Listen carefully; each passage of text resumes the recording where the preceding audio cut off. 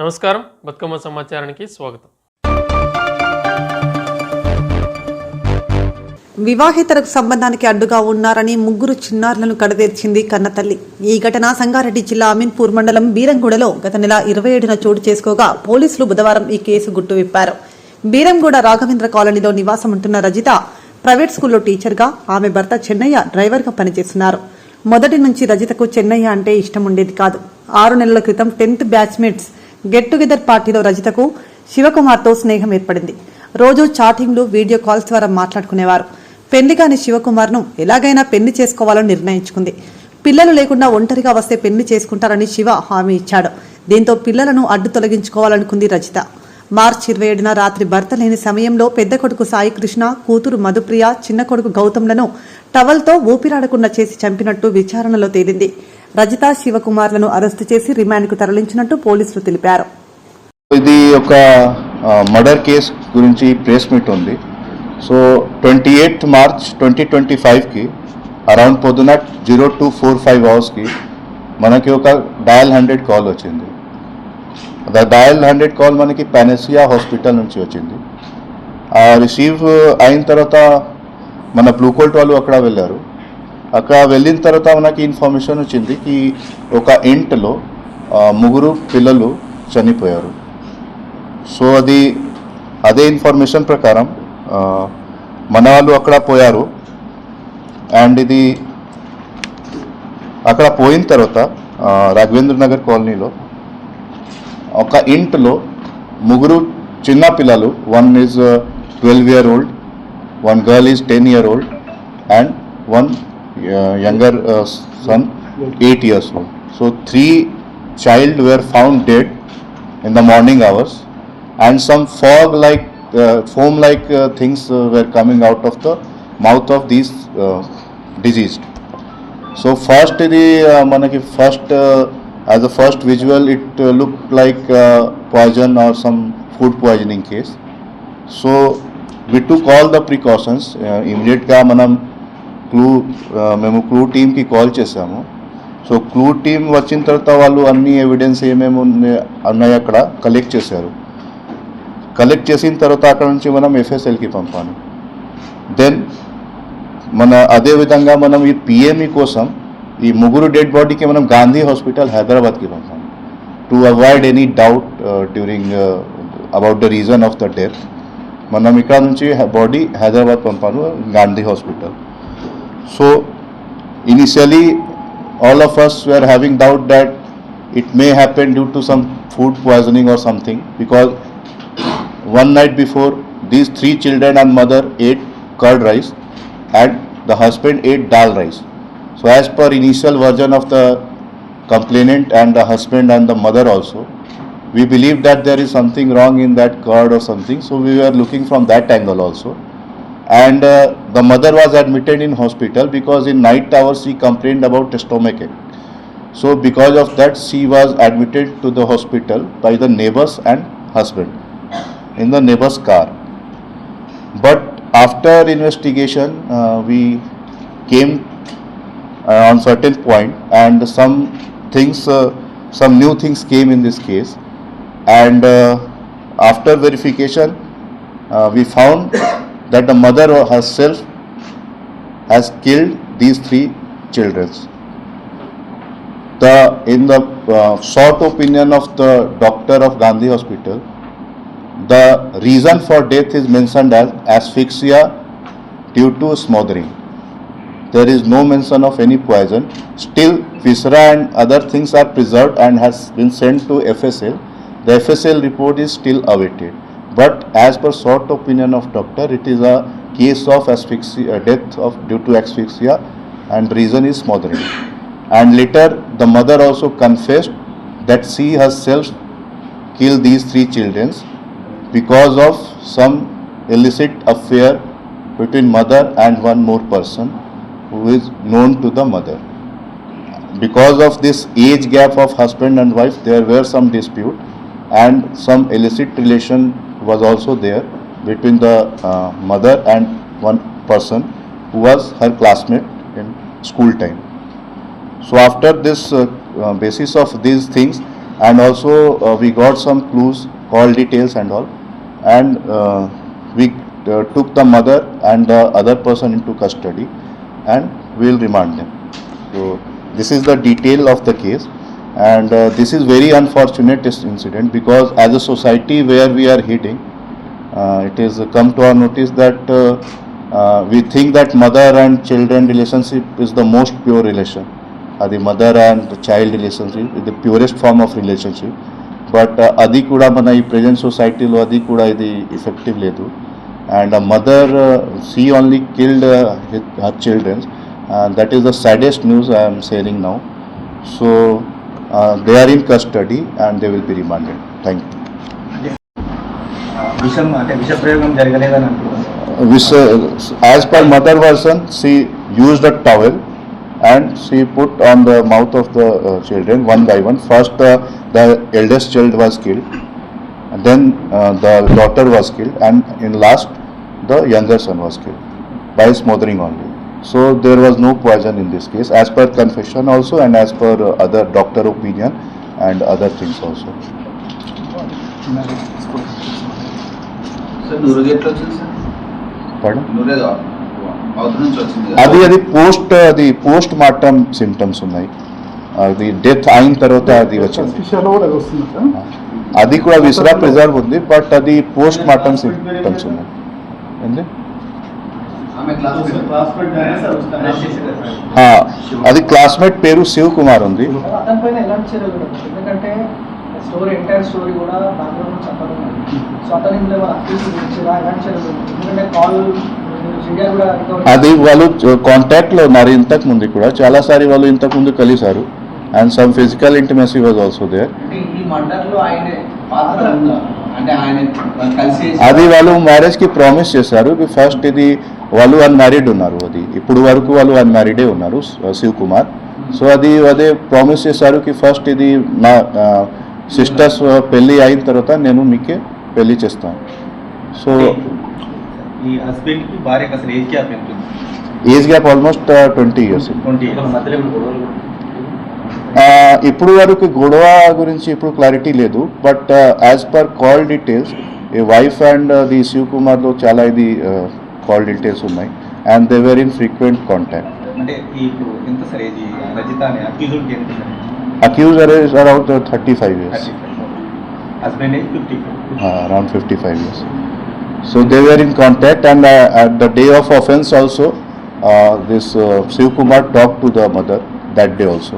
అంటే ఇప్పుడు ఏదైతే 10వ తరగతి గెట్ టుగెదర్ పెట్టుకున్న తర్వాత పరిచయం జరిగిందా, లేదంటే పెళ్లి అయిన నుంచి కూడా వాళ్ళు ఇద్దరి మధ్య అది ఒక ఇది రీసెంట్గా ఇది నిన్న గెట్ టుగెదర్ పార్టీ వాళ్ళు కలిసారు, అండ్ అప్పుడు నుంచి అది కంటిన్యూ అవుతుంది. सर ये मर्डर का प्लान वो सिंगल लेडी करी ना, दोनों मिलके करे सर? प्लान सिंगल लेडी करी, बट प्लान के बारे में उनको पता था, और उन्होंने बताया था कि पहले मेरा शादी हो जाए, फिर ये लोग नहीं रहेगा तो ही शादी करेंगे. सो इट वाज लाइक कि अगर बच्चा साथ में रहेगा तो शादी नहीं करेंगे, ऐसा कुछ प्रॉमिस किया था. दोनों को अरेस्ट करे? हाँ, दोनों को कस्टडी में लिया है, रिमांड करेंगे. इसमें कोई अगले कॉन्फ्रेंस है सर, ये दोनों ही करे, नहीं तो अगले कोई आदमी? अभी तक अगला कोई आदमी का नहीं आया है, इन्वेस्टिगेशन अभी चल रहा है. अगर ऐसा कुछ नया फैक्ट भी आएगा तो उसके हिसाब से हम ऐड करेंगे, बट अभी तक यही केस का फैक्ट. चिल्ड्रंस का नाम क्या है? किसका? चिल्ड्रंस का नाम? हाँ, चिल्ड्रंस का नाम सबसे बड़े वाले बच्चे का नाम है साई कृष्णा, 12 साल उम्र है. दूसरा जो लड़की है అది మధుప్రియ పేరు ఉంది, అమ్మాయి is 10 years. Then third is the youngest child is the Gautam, age 8 years. Shivakumar age ఎంత సార్? శివకుమార్ సేమ్ అది క్లాస్మేట్ ఉన్నారు, సో సేమ్ ఇస్. ఎంత సార్ శివకుమార్ ఎంత sir? Any job? Private job చేస్తారు.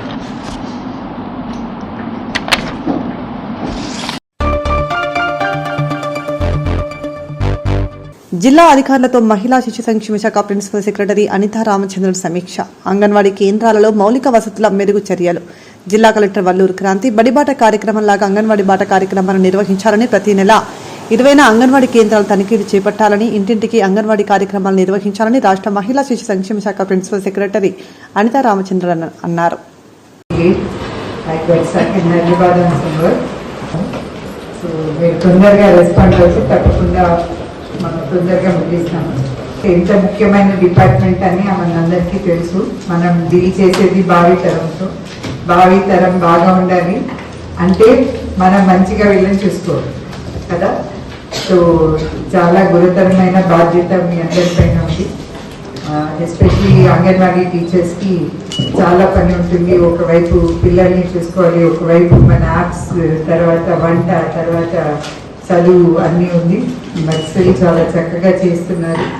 సో తర్వాత అదేవిధంగా మన అదర్ యూనిట్స్ ఏదైతే ఉందో PWD, then senior citizen, transgenders, juvenile, ఇవన్నీ కూడా మనకి ఒక్కొక్క భాగం ఉంది కాబట్టి అన్నీ ఒక విధంగా మనం చూసుకోవాల్సిన అవసరం ఉంది. So women and children and మనందరికీ తెలుసు ముఖ్యంగా అనీమియా మన పిల్లల్లో అంటే లేడీ విమెన్లో 60% పైన అనీమియా ఉంది.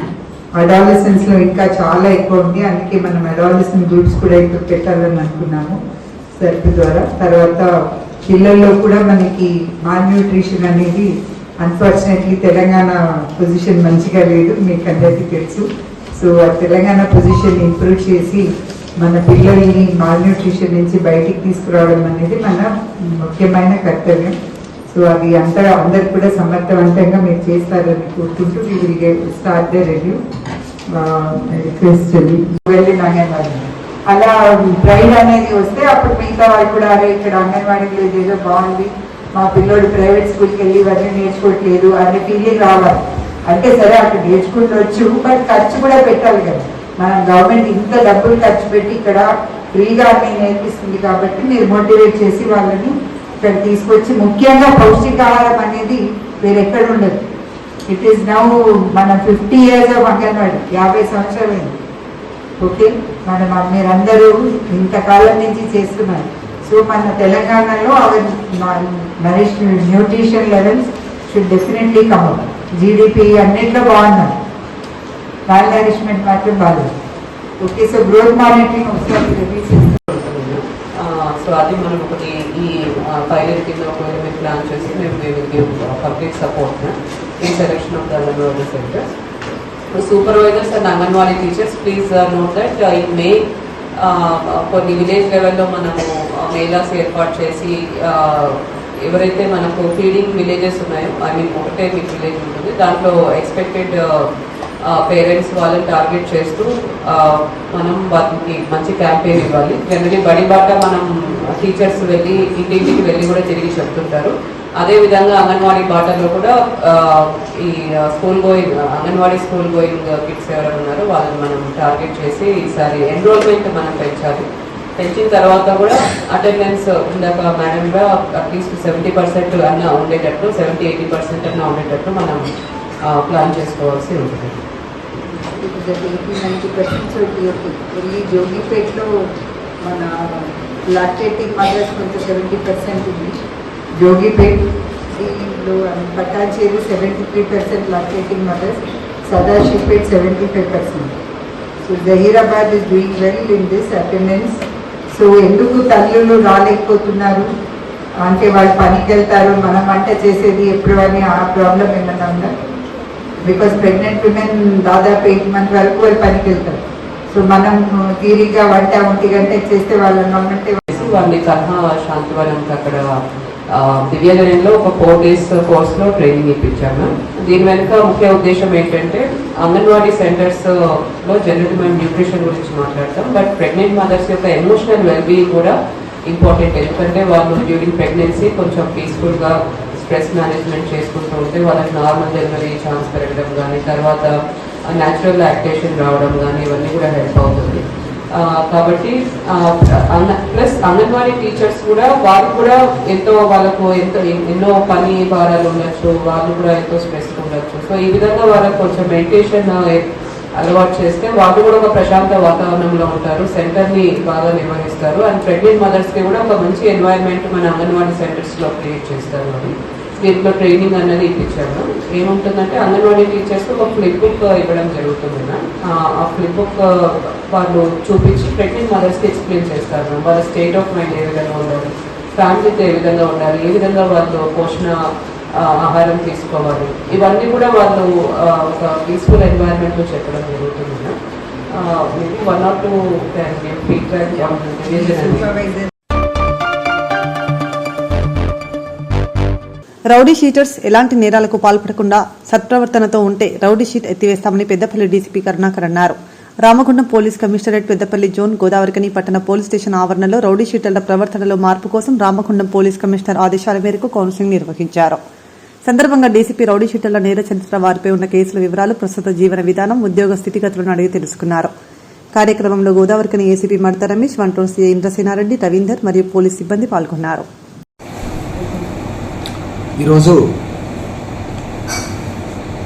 రామగుండం కమిషనరేట్లో గోదావరికని 1 టౌన్ పోలీస్ స్టేషన్ పరిధిలో పోలీస్ స్టేషన్లో రామగుండం సిపి సార్ ఆదేశాల మేరకు రౌడీ షీటర్లందరికీ కౌన్సిలింగ్ నిర్వహించడం జరిగింది.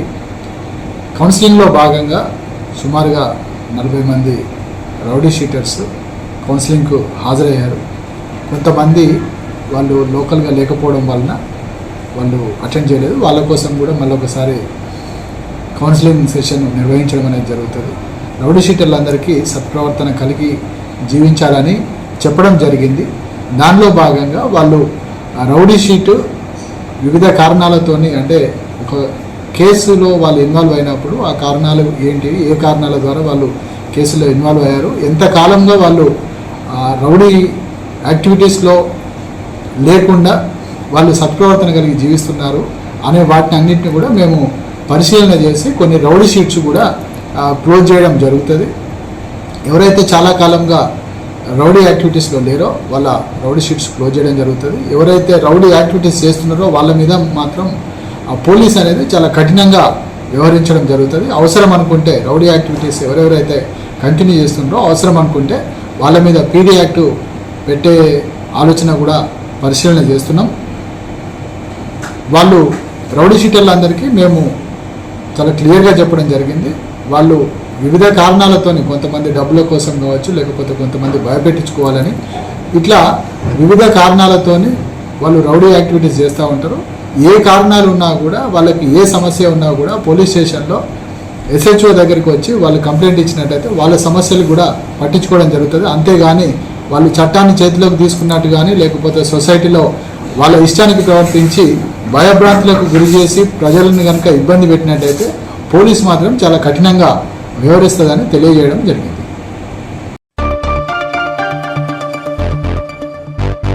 మెదక్ జిల్లా పాపన్నపేట మండలంలో సన్నబియ్యం పంపిణీ కార్యక్రమం చేపట్టారు. మెదక్ నియోజకవర్గ శాసనసభ్యులు మైనంపల్లి రోహిత్రావు మాట్లాడుతూ ప్రతి ఒక్కరికి సన్నబియ్యం అందించే విధంగా ప్రభుత్వం ముందుకెళ్తుందని అన్నారు. ప్రతి లబ్ధిదారికి సన్నబియ్యం అందించడం ప్రభుత్వ లక్ష్యమన్నారు. కార్యక్రమంలో మెదక్ జిల్లా collector Rahul Raj, RDO Ramadevi, Congress party కార్యకర్తలు పాల్గొన్నారు. నా ముందున్నటువంటి నా పాపన్నపేట్ మండల్ గ్రామ కుటుంబ సభ్యులకు, నా ముందున్నటువంటి ప్రింట్ అండ్ ఎలక్ట్రానిక్ మీడియా సోదరులకు, నా ముందున్నటువంటి మీ అందరు కూడా పేరు పేరున మనస్ఫూర్తిగా హృదయపూర్వకంగా నమస్కారాలు తెలియజేస్తా ఉన్నాను. 14 నెలల్లోనే మరి బ్రహ్మాండమైన అభివృద్ధి సేవా సంక్షేమ కార్యక్రమాలు చేసుకుంటూ ముందుకు పోతా ఉన్నాము అని చెప్పి తెలియజేసుకుంటా ఉన్నా. చిన్న ఉదాహరణ చెప్తా. ఇప్పుడు మన దగ్గర ఏడుపాయల అమ్మవారు ఉన్నది, ఏడుపాయల అమ్మవారి ఆలయం ఉన్నది. మరి గత 10 ఏళ్లలో మేము ఆలయానికి ఇది చేస్తాం అది చేస్తాం అని చెప్పి కొంచెం ఇద్దరు వాళ్ళకి కనిపిస్తుంది జరిగింది. కాబట్టి ఇంకా భవిష్యత్తులో ఇంకా బ్రహ్మాండమైన అభివృద్ధి సేవా సంక్షేమ కార్యక్రమాలు చేసుకుంటూ మరి నా కుటుంబ సభ్యులైన మీ అందరి సమస్యలు కష్టాలు తీర్చుకుంటూ ముందుకు పోతామని చెప్పి మరి మీ అందరు కూడా ఇంకొకసారి పేరు పేరున హృదయపూర్వకంగా మాటిస్తా ఉన్నాం. ప్రజలందరూ బాగుండాలా, మీరు మంచిగా ఉండాలా అని చెప్పి మరి ఇలా మీరందరూ కూడా సన్నబియ్యం తినాలని చెప్పి సన్నబియ్యం పథకం కూడా ఇవాళ నుంచి ప్రారంభించడం జరిగింది అని చెప్పి తెలియజేసుకుంటా ఉన్నాం. గత 10 ఏళ్ళు ఎవరైనా పట్టించుకురా తల్లి వాళ్ళు దొడ్డు బియ్యం తినని. ఇక్కడ ఉన్న ఇతర అధికారులకు, మీడియా మిత్రులకు, ప్రజలకు, ఎస్పెషల్లీ రేషన్ షాప్ డీలర్లకు, అదేవిధంగా రేషన్ షాప్ రేషన్ తీసుకుంటున్న లబ్ధిదారులకు అందరికీ కూడా నమస్కారం. ఎస్పెషల్లీ చూసినట్టయితే మనము తెలంగాణ రాష్ట్ర ప్రభుత్వంలో ఏర్పాటైన 520 రేషన్ షాప్స్ ఉన్నాయి. సో ఈ 520 రేషన్ షాప్ నుంచి 2,13,000 కార్డ్స్ మనకు ఉన్నాయి. సో సుమారుగా 6,96,000 మంది లబ్ధిదారులు కూడా మనకి మన జిల్లా వ్యాప్తంగా ఉండడం జరుగుతూ ఉంది. సో అంటే సుమారుగా 7 లక్షల మంది కూడా మనకి రేషన్ షాపుల ద్వారా రేషన్ బియ్యం తీసుకుంటున్న లబ్ధిదారులు ఉన్నారు. సో మనం ఇంతకు ముందు చూసినట్టయితే దొడ్డు బియ్యం ఇవ్వడం వల్ల ప్రభుత్వం దృష్టి కూడా రావడం ఏంటంటే చాలా మంది ఆ దొడ్డు బియ్యం తినకుండా సో ఆ దొడ్డు బియ్యం మళ్ళా వేరే షాపులలోకి వెళ్ళి విక్రయించడం వల్ల అదే మళ్ళా రీసైకిల్ కావడం, అదే మిల్స్కి వెళ్ళడము, మళ్ళీ రీసైకిల్ అయ్యి మళ్ళీ ప్రజలకి అమ్మడము, రిఫైన్ చేసి అమ్మడం, ఇవన్నీ మళ్ళీ దానిపైన మళ్ళీ శాఖపరంగా కూడా 6A కేసెస్ అవన్నీ కూడా బుక్ చేయడం. సో ఇవన్నీ కూడా చాలా మట్టుకు కూడా రీసైక్లింగ్ అవన్నీ జరుగుతూ ఉంటాయి. 10 మంది ఉన్నా కానీ ప్రతి ఒక్క పర్సన్ కూడా 6 కేజీల చొప్పున ఇప్పుడు సన్న బియ్యం మనం పంపిణీ చేయడం జరుగుతుంది. ఆ స్లాబ్ కూడా ఏం కూడా లేదు. సో ప్రతి ఒక్కరికి కూడా లబ్ధి చేకూర్చే విషయం. సో ఇది సుమారుగా మేము ఒక అంచనా వేసినాం.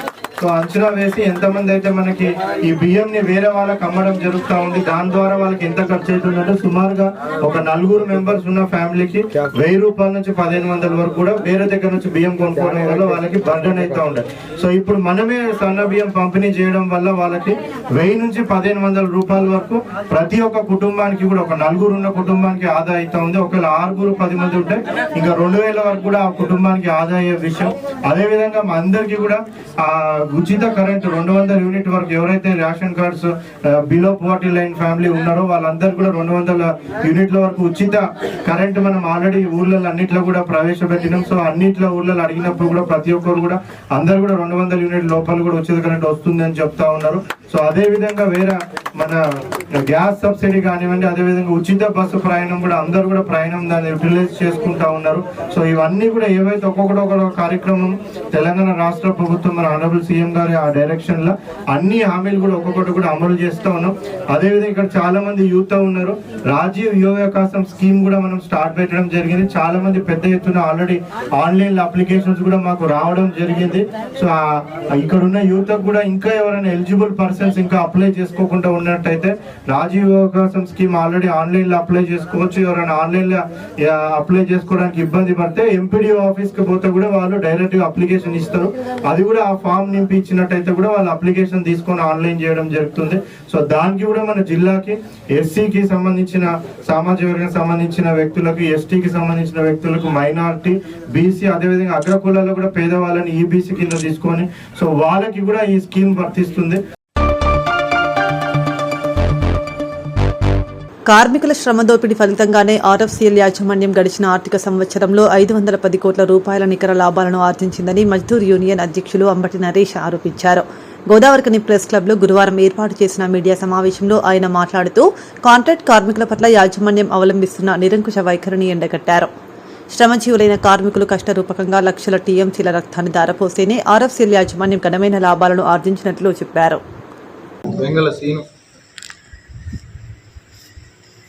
మర్రి రామ్, రావణ, చింతల ప్రవీణ్, పత్రికా ప్రతినిధులకు అందరికీ హృదయపూర్వక నమస్కారాలు. ముఖ్యంగా ఆర్ఎఫ్సీఎల్ కార్మికుల యొక్క సమస్యలపైన ఎప్పుడు ఉద్యమం పాటించుకున్నా కానీ పేపర్లలో రాసి దాన్ని సమాజానికి తెలిసే విధంగా ప్రయత్నం చేసినందుకు మీ అందరికీ కూడా హృదయపూర్వక ధన్యవాదాలు మరొకసారి తెలియజేసుకుంటా ఉన్నాం. ఆర్ఎఫ్సీఎల్ ఎరువుల కర్మాగారంలో అన్ని సెక్షన్లో పనిచేస్తున్నటువంటి కార్మికుల యొక్క శ్రమ దోపిడీ మూల ఫలితమే ఇలా ఆర్ఎఫ్సీఎల్ ఉత్పత్తి వార్షిక లక్ష్యము. ఇలా సీజీఎం గారు 12 లక్షల మెట్రిక్ టన్నుల యూరియా వచ్చింది, 510 కోట్ల రూపాయల లాభాలు వచ్చినాయని చెప్పి ప్రకటించిండ్రు. ఆ లాభాల ప్రకటన, ఆ వార్షిక ఉత్పత్తి అంతా కూడా కార్మికుల యొక్క వాళ్ళు చెప్పినట్టుగా లక్షల టన్నుల యూరియా వాళ్ళు చెప్పినట్టుగా ఇవాళ క్యూసెక్కుల టీఎంసీల లక్షల టీఎంసీల రక్తాన్ని ఇవాళ దారపోస్తే ఆ ఉత్పత్తి వచ్చింది. ఆ ఉత్పత్తి వచ్చినటువంటి ఉత్పత్తిలో లాభాలలో కనీసం కార్మికులకు ఒక 5 పైసల మందమైనా కానీ పనిచేయని చెప్పి రిప్రజెంటేషన్లు ఇస్తే చెత్త బుట్టలు దాఖలాలు చేస్తాండ్రు. మా రిప్రజెంటేషన్లు పట్టించుకుంటలేరు. సమ్మె నోటీస్ ఇచ్చి స్ట్రైక్ అన్నా కానీ 7 తారీఖు 8 తారీఖు రోజు చర్చలకు పిలుస్తామన్నారు. కమిటీ చేస్తా అన్నారు, రివిజన్ కమిటీ చేస్తా అన్నారు. ఆ కమిటీ కూడా ఇంతవరకు ఆర్ఎఫ్సీఎల్లో ఆ కమిటీ కూడా నిర్మాణం కాలేదు. కేంద్ర కార్మిక శాఖ అధికారి చెప్పినా కానీ ఆయన మాటలు కూడా పెడచోన పెట్టి ఇలా ఉత్పత్తి దాహం తప్ప కార్మికుల యొక్క సంక్షేమం అనేది ఎట్టి పరిస్థితుల్లో లేదని చెప్పి మీడియా ముఖంగా మేము తెలియజేస్తా ఉన్నాం. ముఖ్యంగా ఆ లాభాల బోనస్ ఇవాళ సింగరేణి కంపెనీ ఉంది, ఎన్టీపీసీ ఉంది. లాభాలకి వెళ్ళి ఎన్నో పోరాటాల ఫలితము, కార్మిక సంఘాల పోరాటాల ఫలితం మూలంగా ఇవాళ లాభాలకి వెళ్ళి బోనస్ ఇస్తా ఉన్నారు.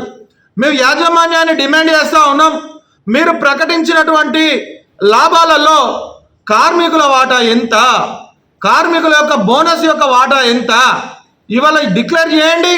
జీతభత్యాలు పెంపిణీ చేయండి, అలవెన్స్లు ఇవ్వండి, ఇన్సెంటివ్లు ఇవ్వండి అని రోడ్డు మీదకి వచ్చి గొడ్డొరిని దొరుకుతా అంటే పట్టించుకొని యాజమాన్యము ఇలా ఉత్పత్తి ప్రదర్శించడం, ఉత్పత్తి తీసుకొచ్చడం అనేది సిగ్గుచేటుగా మేము తెలియజేస్తా ఉన్నాం. రేపటి రోజున 8వ తారీఖు రోజున కంపెనీ ఒకవేళ కనుక వాళ్ళు చెప్పినటువంటి మాట పక్కన నిలబడిపోయి ఉంటే ఎల్లుండే షట్ డౌన్ పోతారట. ఈ 10వ తారీఖు రోజు నుంచి కంపెనీ షట్ డౌన్ పోతా ఉన్నదట. షట్ డౌన్ పోవడానికి మేల టైం ఉన్నది, షట్ డౌన్ పోవడానికి జూన్లో టైం ఉన్నది. ఇప్పుడే షట్ డౌన్కు కంపెనీ ఎందుకు పోతా నిర్ణయం తీసుకుంటా ఉన్నది? ఆడిన మాటను తప్పియడానికి, ఆడిన మాటను వాళ్ళు బొందబెట్టడానికి ప్రత్యక్ష ఉదాహరణ ఇలా షట్ డౌన్ ప్రకటిస్తూ ఉన్నది కంపెనీ. షట్ డౌన్ ఆలోచన వెంటనే విరమించుకోవాలి. విరమించుకొని కార్మికులకు ఇచ్చినటువంటి హామీని నిలబెట్టుకొని చిత్తశుద్ధి ఉన్నటువంటి యాజమాన్యము నిలబెట్టుకొని వాళ్లకు పనిచేసిన తర్వాత, వాళ్ళ కడుపు నింపిన తర్వాత మీరు షట్ డౌన్ కోన్రి. అందులో సాహా అనే అధికారి ఉంటాడు. ఇప్పటికి జీఎం గారికి 10 రిప్రజెంటేషన్లు ఇచ్చినాం. సాహా అనే అధికారి బయట నుంచి బెంగాల్, బీహార్ నుంచి వచ్చినటువంటి ఆఫీసరు ఇవాళ ప్యానెల్లో కానీ సేఫ్టీలో మొన్న దినేష్ అన్నటువంటి ఒక ఉద్యోగిని తీసుకొచ్చి ఎక్కించాడు లక్షల రూపాయలు తీసుకొని. ఇవాళ దినేష్ అనే అధికారి 100 గేట్ పాసులు క్యాన్సిల్ అయినాయి. అందులోకెళ్ళి తీసుకొచ్చి సేఫ్టీ అన్నటువంటి దానిలో ఎందుకు ఎక్కలేదు? మతలబ్ ఏంటిది? 800-900 గేట్ పాసులు క్యాన్సిల్ చేసిండ్రు. నిష్ణాతులు ఎంటెక్ అయినటువంటి వాళ్ళు ఉన్నారు, యూకే పోయి చదువుకొని వచ్చినటువంటి వాళ్ళు ఉన్నారు. వాళ్ళ దగ్గరికి వెళ్ళి సేఫ్టీ వాళ్ళని తీసుకోకపోగా మాకు ఇంటర్వ్యూలను పెట్టి లక్షల రూపాయలు సహా తీసుకొని మేము నిర్దిష్టమైనటువంటి ఆరోపణ చేస్తూ ఉన్నాం. మేనేజ్మెంట్ పట్టించుకోలేదు, రిప్రజెంటేషన్ చేసినా కానీ మేనేజ్మెంట్ పట్టించుకోలేదు. కాబట్టి ఇలా మీడియా ముందుకు వచ్చి చెప్తా ఉన్నాం. రేపు సివిసి కూడా పోతాం. సాహా అనేటువంటి అధికారి కార్మికుల దగ్గర నుంచి లక్షల రూపాయలు తీసుకొని అదే కార్మికులకు ఉద్యోగం పెట్టిస్తా అని చెప్పి ఉద్యోగాలు పెట్టించి ఆ కార్మికులు చాలని జీతాలతోటి ఇలా సమ్మె బాట పడితే ఉద్యోగాలు తీసేస్తానంటాడట. మీ సాహా మీద మరొక రిప్రజెంటేషన్ మేనేజ్మెంట్కి ఇస్తాం. మేనేజ్మెంట్ అవినీతి అధికారుల పక్షమా లేకుంటే కార్మికుల పక్షమా అనేది తేటతెల్లం అవుతుంది ఎల్లుండి. మరి ఒకసారి తెలియజేస్తున్నాం, ఎంక్వైరీ చేయండి, సాహా గారి పైన ఎంక్వైరీ చేయండి. మీ ఆధారాలు ఇస్తాం, ఎవరెవరు ఎట్లా పైసలు ఇచ్చిండ్రు, ఎవరెవరు ఏం చేసిరన్న నిర్దిష్టమైనటువంటి మీకు ఎవిడెన్స్ ఇస్తామని చెప్పి తెలియజేస్తూ మేనేజ్మెంట్కి తక్షణమే ఆర్ఎఫ్సిఎల్ కార్మికులకు యాజమాన్యం చేసినటువంటి హామీని 8వ తారీఖు రోజు మేము సార్ట్అవుట్ చేస్తాము, 8వ తారీఖులో ఫైండింగ్స్ అని చూస్తున్నాము, కమిటీ చేస్తాము అని ఏదైతే చెప్పిర్రో 8వ తారీఖు ఇట్లా వాళ్ళకి ఇట్లా డిక్లరేషన్ చేయకపోతే, క్లియర్ చేయకపోతే షట్ డౌన్ కంటే ముందే మేమే ఎవరైతే బీఎఫ్ఆర్లకు పోతే తీసుకొచ్చినటువంటి బీఎఫ్ఆర్ పోతే తీసుకొచ్చినటువంటి వారిగా పెద్దలు ఎంత బీఎఫ్ఆర్ స్పోక్స్ పర్సన్గా ఉన్నటువంటి వాళ్ళు మాట్లాడి బీఎఫ్ఆర్లకు వెళ్ళి పట్టుకొచ్చినటువంటి వాళ్ళందరి సాక్ష్యంగా మేము సమ్మెకు పోతాం. ప్రొడక్షన్ బంద్ చేయడం అనేది మాకు ఎట్టి పరిస్థితులు ఇష్టం లేకపోయినా కానీ ఈసారి ప్రొడక్షన్ బంద్ చేయడానికి టోకెన్ సమ్మె యొక్క ఫలితము, టోకెన్ సమ్మె యొక్క రిజల్ట్ కార్మికులు సమ్మె కోరుకుంటా ఉన్నారు. వాళ్ళ యొక్క కమిట్మెంట్ సంకల్పం 8వ తారీఖు నుంచి మేము గ్రౌండ్ చూపిస్తామని చెప్పి ఆర్ఎఫ్సిఎల్ యాజమాన్యానికి మేము ఒక హెచ్చరికను అల్టిమేటంగా ఈ ప్రెస్ మీడియా తరపున మేము వారికి తెలియజేస్తా ఉన్నాం, డిమాండ్ చేస్తా ఉన్నాం. కార్మిక క్షేత్రమైన పారిశ్రామిక ప్రాంతంలో నూతనంగా గోదావరి క్రికెట్ క్లబ్ ఆవిర్భావమైంది. క్లబ్ గౌరవ అధ్యక్షులుగా స్థానిక ఎమ్మెల్యే మక్కాన్ సింగ్ రాజ్ ఠాకూర్, ప్రధాన కార్యదర్శిగా బేబీ శ్రీనివాస్, ముఖ్య సలహాదారులుగా దయానంద్ గాంధీ, పందిల శ్యామ్ సుందర్, న్యాయ సలహాదారులుగా రవీందర్ సింగ్ నియమితులయ్యారు.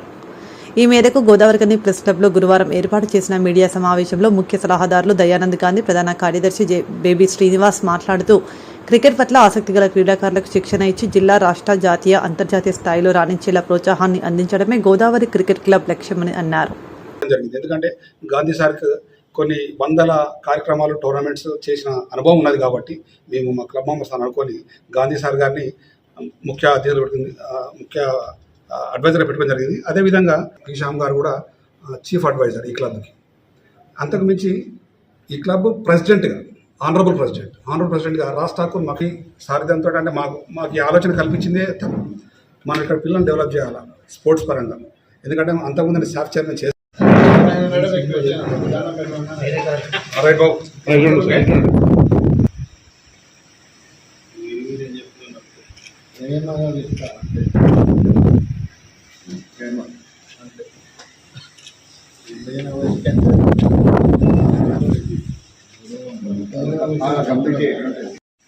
మరోవైపు నిజంగా ప్రెస్ మిత్రులు ఎక్కువ స్ట్రెస్ గురైతారు ఫస్ట్. ఈరోజు గోదావరిఖని పారిశ్రామిక ప్రాంతంలో ఒక చక్కటి కార్యక్రమాన్ని చేపట్టడం జరిగింది. క్రీడా స్ఫూర్తికి, క్రీడా చైతన్యానికి మారు పేరు అంటే గోదావరిఖని ప్రాంతం. ఈ ప్రాంతంలో క్రీడల్లో అనేక రకాలైన క్రీడల్లో ఎంతోమంది రాణిస్తూనే ఉన్నారు. మరి ఇందులో భాగంగా ఈ చిన్న వయసు నుండి పెద్దవాళ్ళ వరకు, ముసలితనం వరకు చాలామందికి క్రికెట్ అంటే చాలా మోజు ఉంటుంది. క్రికెట్ అభిమానులు చాలామంది ఉంటారు. అందులో భాగంగా గోదావరిఖని ప్రాంతంలో కూడా చాలామంది క్రికెట్ అభిమానులు ఉన్నారు. దాంతోపాటుగా ఈ క్రికెట్ పట్ల మక్కువ ఉన్నటువంటి చాలామంది విద్యార్థులు, యువతులు, చాలామంది వృద్ధులు కూడా చాలామంది ఉన్నారు. అంటే వాళ్ళకు నేర్చుకోవాలనే తపన చాలామందిలో ఉంటూ ఉన్నది. మరి చాలామంది సింగరేణిలో కానీ, ఎన్టీపీసీలో కానీ, ఇక్కడ ఉన్నటువంటి పరిశ్రమల్లో చాలామంది ఉద్యోగులు క్రికెట్ అనేటువంటి ఈ అంశాన్ని తీసుకొని చాలామంది రాణించి జాతీయ, అంతర్జాతీయ స్థాయిలో కూడా ఒక మంచి పేరు ప్రఖ్యాతి సంపాదించి గోదావరిఖనికి కూడా ఒక మంచి కీర్తిని తెచ్చిపెట్టినటువంటి వాళ్ళు చాలామంది ప్రాంతంలో ఉన్నారు.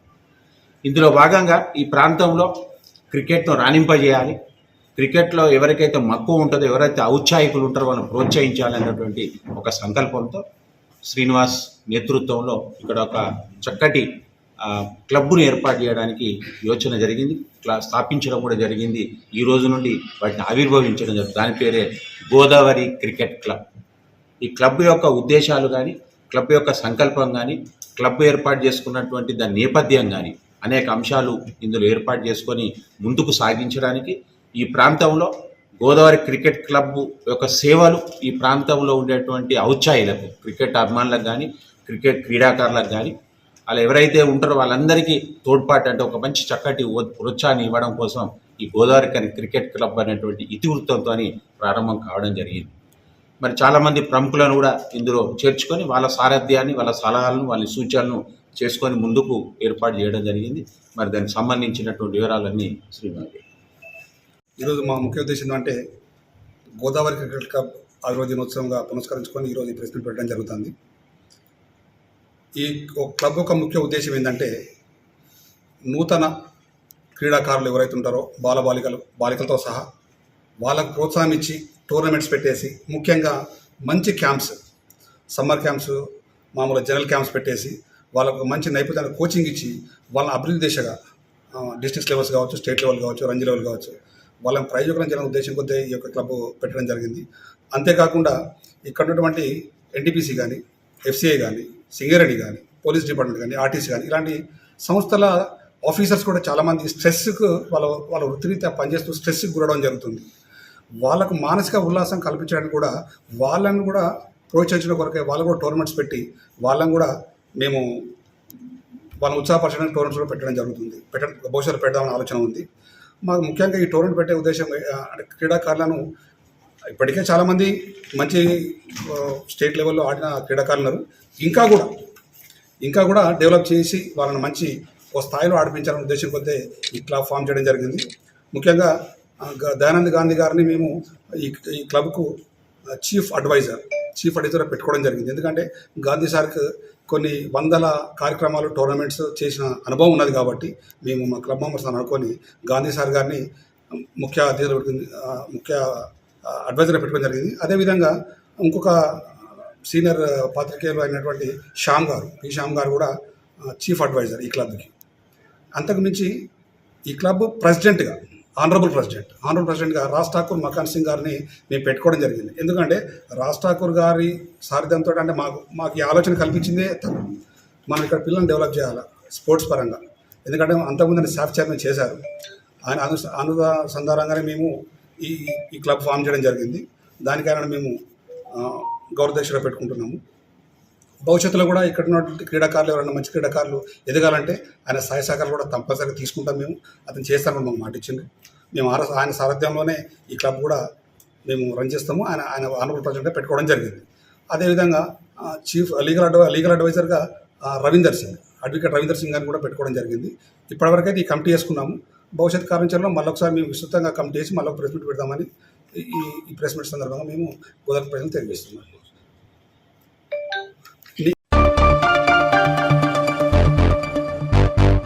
సింగరేణి కార్మికుల సమస్యలపై పోరాట కార్యాచరణకు టీబీజీకేఎస్ కేంద్ర కమిటీ నిర్ణయం తీసుకుందని టీబీజీకేఎస్ రాష్ట్ర అధ్యక్షులు మిర్యాల రాజిరెడ్డి తెలిపారు.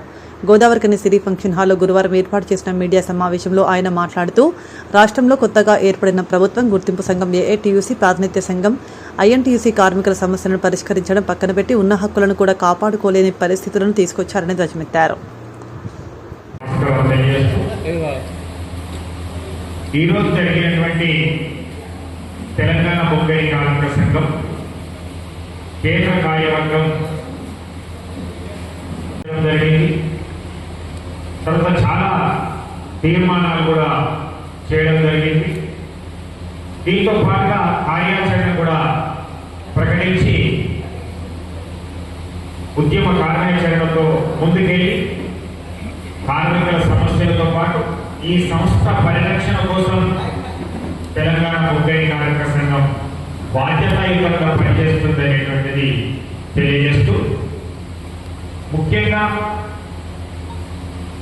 తెలంగాణలో ఏర్పడినటువంటి కాంగ్రెస్ ప్రభుత్వం కానీ లేదా సింగరేణిలో గుర్తింపు సంఘంగా గెలిచినటువంటి ఏఐటీసీ కానీ ప్రాతినిధ్య సంఘంగా గెలిచినటువంటి ఐఎన్టీసీ కానీ అనేక హామీల నుంచి పదవిలోకి వచ్చినటువంటి వాళ్ళు ఈరోజు కార్మిక వర్గానికి ఏమీ ఒరగబెట్టింది లేదు, కొత్త హక్కులు తీసుకొచ్చింది లేదు, ఇచ్చిన హామీలను అమలు చేయలేదు, కనీసం గతంలో ఉన్నటువంటి హక్కులను కూడా కాపాడలేకపోతుంది అనేటువంటిది కార్మిక వర్గం అంతా కూడా చర్చించుకుంటున్నటువంటి విషయాన్ని ఈరోజు తెలంగాణ బొగ్గరి కార్మిక సంఘం కార్యవర్గంలో కూడా చర్చకు వచ్చింది. ముఖ్యంగా ప్రైవేటీకరణను రద్దు చేస్తాం, తగ్గిస్తాం, వేగవంతం లేకుండా చేస్తాం అని చెప్తూనే కొత్త బొగ్గు భావాలను తీసుకువస్తామని చెప్పి ఈరోజు వేగవంతంగా ప్రైవేటీకరణకు సహకరించడం అయితే, ఇంకా దీనికి తోడుగా మొన్న జరిగినటువంటి డైరెక్టర్ మీటింగ్ తర్వాత సిఎండి మీటింగ్, జేసీసీ మీటింగ్ తర్వాత ఏఐటీసీ ఐఐటీసీలో రెండు సంఘాలు కూడా కలిసి ఉప ముఖ్యమంత్రి గారు పట్టి విక్రమార్క దగ్గరికి వెళ్ళి ఒక రిప్రజెంటేషన్ ఇవ్వడం అంటే కార్మిక వర్గాన్ని అందరినీ కూడా ఆశ్చర్యచకితులు చేసేది.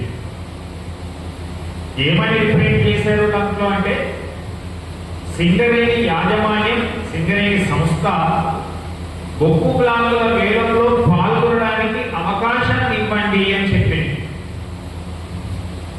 కానీ ఇదే రెండు సంఘాలు 2022లో ఇచ్చినటువంటి సమ్మెలో పాల్గొని బొగ్గు ప్లాంట్లకు వ్యతిరేకంగా పోరాడినటువంటి దాంట్లో సమ్మె 3 రోజుల సందర్భంలో తెలంగాణ బొగ్గరి కార్మిక సంఘం నాయకత్వం వహిస్తే దాంట్లో మాతో పాటుగా కలిసి వచ్చినటువంటి ఈ రెండు సంఘాలు కూడా ఆ రోజు బొగ్గు ప్లాంట్ల వేలం లేకుండానే నామినేషన్ పద్ధతిలోనే సింగరేణి సంస్థకు బొగ్గు ప్లాంట్లను కేటాయించేయాలనేటువంటిది తీర్మానం చేయడంతో పాటుగా అన్ని సంఘాలు కూడా కొట్లాడినటువంటి సందర్భంగా సమ్మె సక్సెస్ అయినటువంటి సందర్భంలో సమ్మె ముగిసిన తర్వాత కూడా ఆర్ఎల్సీ సమక్షంలో, డైరెక్టర్ పాగారి సమక్షంలో చర్చలు జరిపి అనేక విషయాలపైన ఒప్పందం చేసుకున్నప్పటికీ కూడా ఈరోజు తిరిగి పదవిలోకి వచ్చిన తర్వాత, అధికారంలోకి వచ్చిన తర్వాత కాంగ్రెస్ ప్రభుత్వానికి ఈరోజు వేలంలో పాల్గొందామనేటువంటి సూచన ఇవ్వడం, మాకు అనుమతి ఇవ్వడం అనేటువంటిది ఇది చాలా దారుణమైనది.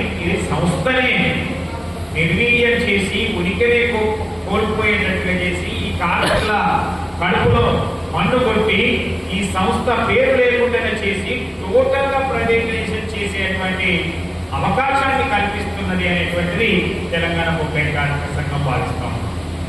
ఎందుకంటే ఈరోజు వేలంలోకి నువ్వు వెళ్ళినప్పుడు సరే, నీకు రాయల్టీ కట్టే విషయంలో తగ్గుతుంది కావచ్చు కొంతమేర, కానీ నువ్వు వేలంలోకి వెళ్ళి వేలంలో పాల్గొన్న తర్వాత నీకు ఆ బొగ్గు ప్లాంట్ రాకపోతే నువ్వు ప్రైవేటు వారికి సహకరించినట్టే, యాజమాన్యంతో పాటుగా ఈరోజు తెలంగాణ ప్రభుత్వం కూడా సహకరించి కోల్ ప్లాంట్ తీయడానికి ఆహ్వానం పలకడమే అర్థమవుతుంది. దాంతే కాకుండా ఈ రెండు ప్లాంట్లు ఏవైతే కోయగూడెం, సత్తుపల్లి ఉన్నాయో వాటికి ఇప్పటి వరకు సింగరేణి కార్మిక వర్గ పోరాట భయం అయితే, లేదంటే యూనియన్ల పోరాటంతో వెనుకకు తగ్గి వాటిని తీయలేనటువంటి పరిస్థితుల్లో ఉంటే నువ్వు ఈరోజు బొగ్గు ప్లాంట్ ఆక్షన్లో పాల్గొనమని చెప్పడం అనేటువంటిది చాలా దారుణమైనటువంటి విషయంగా భావిస్తాం. ఒకవైపు సింగరేణి బావులన్నీ కూడా మూసుకుపోతా ఉంటే వనరులు లేక కొత్త బావులు మనకు నామినేషన్ పద్ధతిలో ఇవ్వనప్పుడు, మనం యాక్షన్లో పోయినప్పుడు, మనకు ఆ బ్లాక్ రానప్పుడు, ప్రైవేట్ వాళ్ళకే వచ్చినప్పుడు ఈ విధంగా మనం బావులు మూతపడతా ఉంటే కొత్త వాళ్లకు బావులు ప్రైవేట్ వాళ్ళకు వచ్చినట్లయితే మరి సింగరేణి అనేటువంటి సంస్థ మనుగడ ఎలా కొనసాగుతుంది? ఈ సంస్థ పేరైనా కనీసం కొనసాగుతుందా ఇంకొక 40-50 సంవత్సరాల వరకు అనేటువంటిది ప్రశ్నార్థకంగా మార్చినటువంటి ఏఐటీసీ ఐఎన్టీసీ యొక్క ద్వంద్వ వైఖరిని అర్థం చేసుకోవాలని కార్మిక వర్గాన్ని కోరుతాము. తీసుకోవడానికి కొత్త బ్లాక్లను వేలంతో సంబంధం లేకుండా సింగరేణి పరిశ్రమ కేటాయించాలని కేంద్ర ప్రభుత్వాన్ని డిమాండ్ చేస్తూ ఉంది ఈ యొక్క సభ. అలాగే రాష్ట్రంలోని కాంగ్రెస్ పార్టీ సింగరేణి సంస్థను మూసివేయడానికి చేస్తున్నటువంటి కుట్రలను కూడా ఈ యొక్క సమావేశం ఖండించింది అనేటువంటిది కూడా కార్మికులకు పిలుపునిచ్చే విధంగా, అలాగే సింగరేణి సంస్థలోని అండర్ గ్రౌండ్ మైన్స్ కానీ లేదా ఓపెన్ కాస్ట్ లో పెరిగిపోతున్నటువంటి ప్రైవేటీకరణను మనం వేగవంతాన్ని తగ్గించాలి, నిలిపివేయాలి, లేకపోతే కార్మికులకు మనగడలేదు అనేటువంటిది ఈ యొక్క తీర్మానంలో చేయడం జరిగింది. అలాగే సింగరేణి సంస్థలో ఇంకా కొత్త ఉద్యోగాలు తీసుకొచ్చి ఏదైతే స్కిల్డ్ మ్యాన్ పవర్ కానీ లేదా ఈఎన్ఎం కానీ లేకపోతే మైనింగ్ కానీ వాళ్ళను నియామకాలు చేపట్టి ఈ సంస్థను ముందుకు తీసుకెళ్లేటువంటి విధంగా కృషి చేయాలనేటువంటి డిమాండ్ చేస్తా ఉన్నాం. పెద్దపల్లి జిల్లా రామగుండం ఎన్టీపీసీ జ్యోతినగర్లోని ఖుషీ రెస్టారెంట్లో గురువారం అగ్ని ప్రమాదం జరిగింది. గురువారం తెల్లవారుజామున హోటల్లో షార్ట్ సర్క్యూట్తో మంటలు చెలరేగి దట్టమైన పొగలు వ్యాపించాయి. సమాచారం అందుకున్న అగ్నిమాపక సిబ్బంది, ఎన్టీపీసీ పోలీసులు అక్కడకు చేరుకుని మంటలను ఆర్పివేశారు. కాగా అగ్ని ప్రమాదం కారణంగా సుమారు 30 లక్షల మేర ఆస్తి నష్టం జరిగినట్టు హోటల్ యజమాని శ్రీనివాస్ వెల్లడించారు.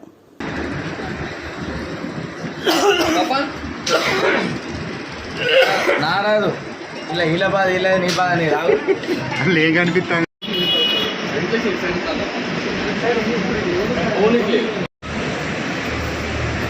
కిటికీలు తీసుకుంటాను ఎలాగా చూసుకో, హెల్మెట్ కట్టే పెట్టుకో.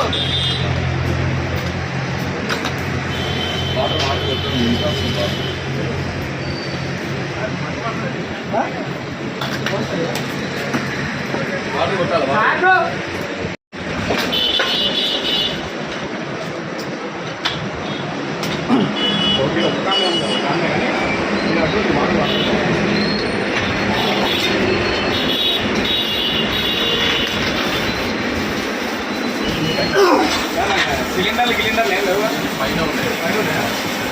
సైకిల్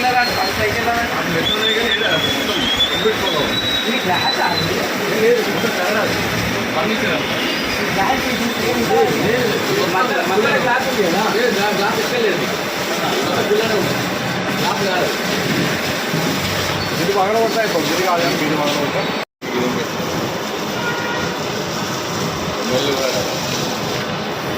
ఎప్పుడు స్టార్ట్ చేసి ఫిబ్రవరి 9వ తారీఖు.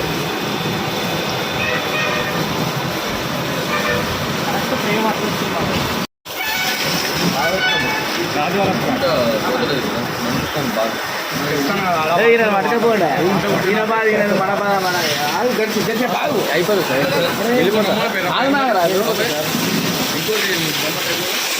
సార్, ముందు మేము ముందు లోపల పోవాలి. బాబు తీసుకురా.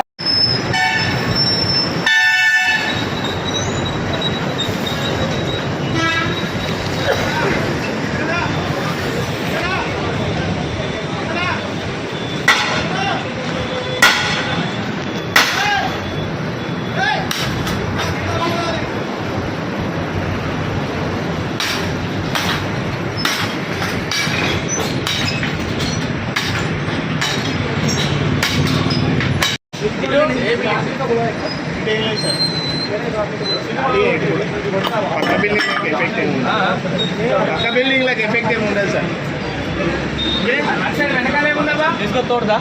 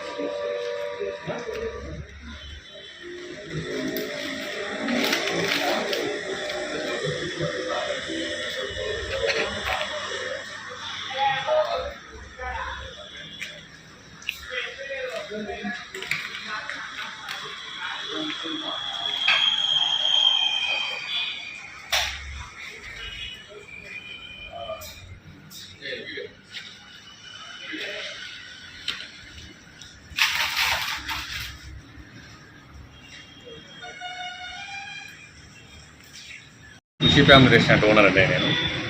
లాస్ట్ ఫిబ్రవరి 9th రోజు ఓపెన్ చేశాము. ఇప్పటికి 45 days ఏవో అయిపోయింది. నిన్న నైట్ 12 వరకు మేము ఉన్నామండి, బాగానే ఉంది. నైట్ ఏ టైంలో ప్రాబ్లం అయితే తెలియదు, కంప్లీట్ షార్ట్ సర్క్యూట్తో అందుకుందండి. మార్నింగ్ 6 o'clockకి చుట్టుపక్కల వాళ్ళు కాల్ చేసేసి మీ రెస్టారెంట్ నుంచి పొగలు వస్తున్నాయి, ఒకసారి అర్జెంట్గా రండి అనుకుని అప్పటికి వచ్చేవాడికి మొత్తం లోపల వెళ్ళరాకుండా ఉంది. ఫైర్ స్టేషన్ వాళ్ళకి కాల్ చేసాము, వాళ్ళు వచ్చి గ్లాసెస్ కానీ కూడా పగలగొట్టేసేసి లోపలికి వెళ్ళారు. కంప్లీట్గా డ్యామేజ్ అయిపోయిందండి. అప్పటికి దాదాపుగా 30 lakhs దాకా ఉంటుంది ఫర్నిచర్ అంతా కూడా. 30 lakhs వరకు మొత్తం ఏం మిగలకుండా కంప్లీట్ ఏసీలు, ఫ్యాన్స్, ఫర్నిచర్ ఇవన్నీ కూడా కంప్లీట్ ప్రాబ్లం అయిపోయింది సార్.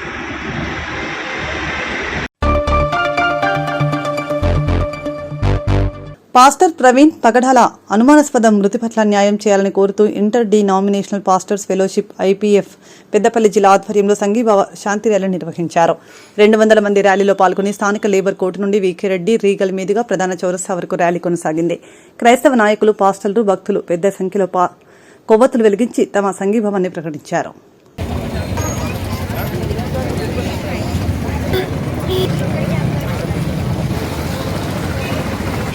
దయచేసి కొంచెం రోడ్డు వైపు ఉండకుండా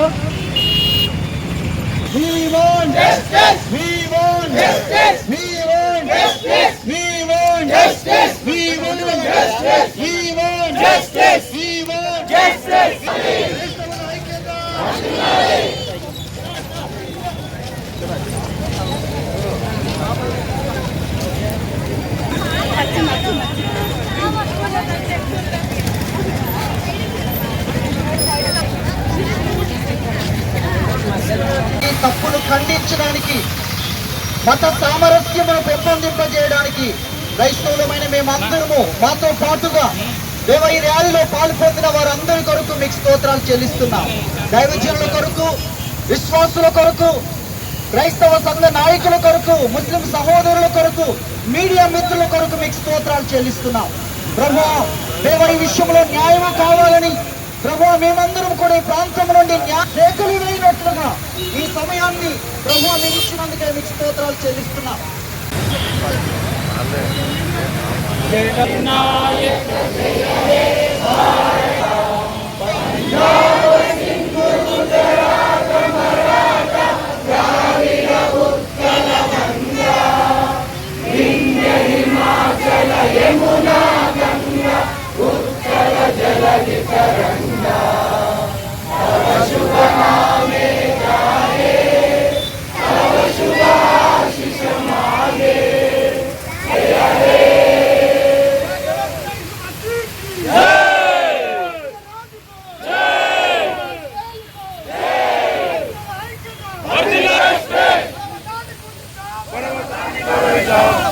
నామానికి మహిమ కలుగునుగాక.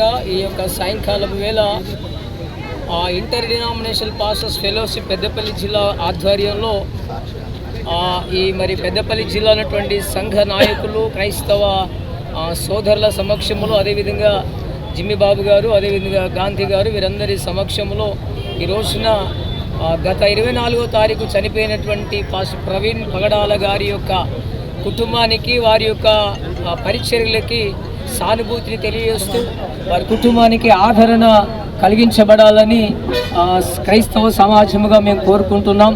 అదేవిధంగా ప్రవీణ్ పగడాల గారు మంచి అంతర్జాతీయ సువార్థికునిగా, అదేవిధంగా సామాజిక కార్యక్రమాలు చేస్తున్న వారుగా, అదేవిధంగా అనేకుల క్షేమమును కోరిన వారుగా, ఒక వక్తగా మనిషిని మనిషిగా చూడాలని, మనిషిని మత ప్రాతిపదికగా చూడకూడదని బోధించినట్టు ఒక మంచి బోధకునిగా వారి ఈ సమయంలో మా మధ్య లేకపోవడము క్రైస్తవ సమాజానికి ఎంతో లోటు అని మేము భావిస్తూ ఉన్నాం. అదేవిధముగా వారి మరణము యాక్సిడెంటల్గా జరిగినదా లేదా ఈ మరణం వెనుక క్రైస్తవ సమాజంలో అనేకమైన అనుమానాలు రేకెత్తుతున్నాయి. ఈ అనుమానాల వెనుక అసలు నిజం ఎంత ఉంది అనేది ప్రాథమికంగా పోలీసు అధికారులు తప్పకుండా మాకు తెలియవలసిందిగా కోరుతూ ఉన్నాం. అదేవిధముగా ప్రస్తుత సమాజంలో క్రైస్తవుడు ఎప్పుడు కూడా శాంతిని మాత్రమే బోధిస్తూ ఉంటాడు, ప్రతి ఒక్కరిని క్షమించాలని బోధిస్తూ ఉంటాడు.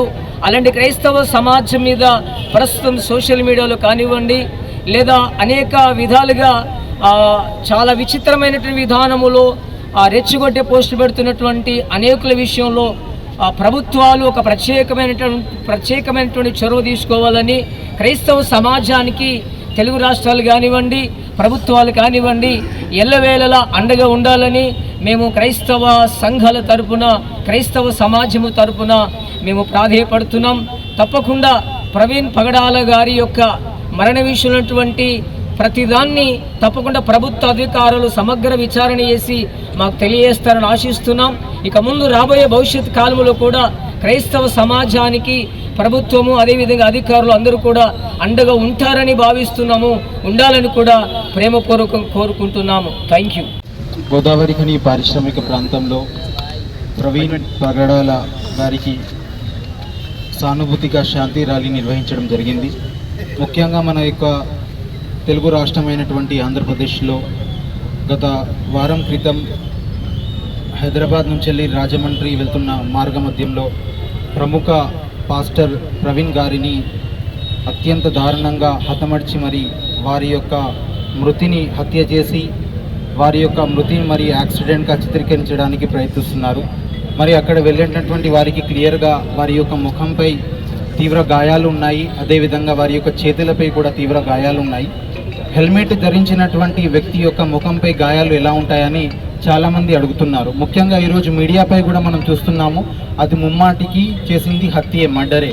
కానీ ఈరోజు చాలామంది దానికి వ్యతిరేకంగా ఒక పక్కా ప్లాన్తో చేసినటువంటి హత్యను ఒక యాక్సిడెంట్గా చిత్రీకరించడానికి ప్రయత్నిస్తున్నారు. కానీ నిజం నిప్పు లాంటిది, ఇవాళ కాకుండా నిజం రేపు తెలుస్తుంది. ఒక పాస్టర్ అయి ఉండి వారు మద్యం సేవించరు, కానీ ఈరోజు కొంతమంది మీడియాలో ఒక మతానికి చెందినట్టు వారిని టార్గెట్ చేసుకుంటూ పాస్టర్ త్యాగారాన్ని కూడా తప్పుగా చూపించడం చాలా దారుణం. ఎందుకంటే భారతదేశం ఒక లౌకిక దేశం, ఇక్కడ హిందువులు, క్రిస్టియన్లు, ఈసాయిలు ప్రతి ఒక్కరు కలిసిమెలిసి ఉంటారు. కానీ ప్రత్యేకించి ఒక పాస్టర్కి వ్యతిరేకంగా మీడియా ఛానల్స్ కూడా వారికి వ్యతిరేకంగా చాలా చూపిస్తున్నాయి. కావున ఈరోజు మనం మైనార్టీ తరఫున మరి పగడాల ప్రవీణ్ గారికి మేము వారికి మద్దతు తెలియజేస్తున్నాము. మరి ముఖ్యంగా ఆంధ్రప్రదేశ్ యొక్క ప్రభుత్వానికి కూడా మేము తెలియజేయనిది ఒకటే, ఈ యొక్క కేసును సిఐడికి అప్పచెప్పి అతి త్వరగా విచారించి ఫాస్ట్ ట్రాక్ కోర్టు ద్వారా నిందితులను శిక్షించాలని తెలియజేస్తున్నాము. Thank you. మండలంలోని గ్రామీణ ప్రాంతాల అభివృద్ధికి కట్టుదిట్టమైన చర్యలు తీసుకోవాలని జిల్లా కలెక్టర్ శ్రీహర్ష అన్నారు. గురువారం జిల్లా కలెక్టర్ అంతర్గా మండలంలో విస్తృతంగా పర్యటించారు. అంతర్గా మండల రెవెన్యూ అధికారి కార్యాలయం, ప్రాథమిక ఆరోగ్య కేంద్రం, మండల పరిషత్ ప్రాథమిక పాఠశాల, మండల పరిషత్ అభివృద్ధి అధికారి కార్యాలయాలను కలెక్టర్ ఆకస్మికంగా తనిఖీ చేశారు. జిల్లా కలెక్టర్ మాట్లాడుతూ రాజీవ్ యువ వికాస పథకం కింద ఆఫ్లైన్ దరఖాస్తులను స్వీకరించాలని, వాటిని ఆన్లైన్లో పకడ్బందీగా నమోదు చేయాలని కలెక్టర్ సూచించారు.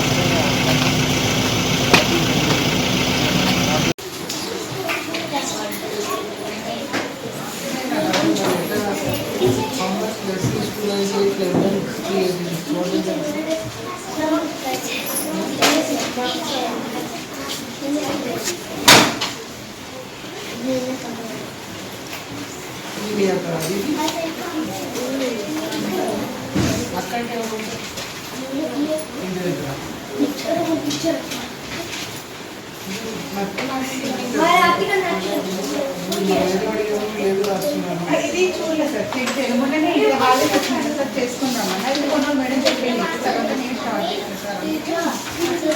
ఈ మధ్యన ఇవాళ డిస్టర్బెన్స్